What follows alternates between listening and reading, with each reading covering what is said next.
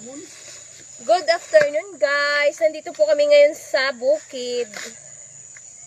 Nagkukupras po kami guys. Kasama ko yung mga pinsan namin. Tara, samahan nyo kami.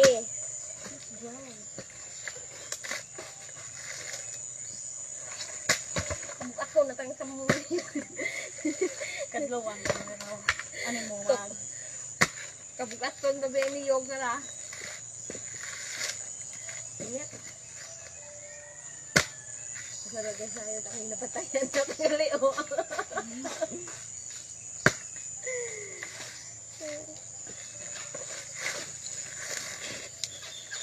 Ang sisipag ng mga pinsan ko guys. So ayan. Ayun pa yung isa guys. Yan. Dito kami ngayon sa bukid.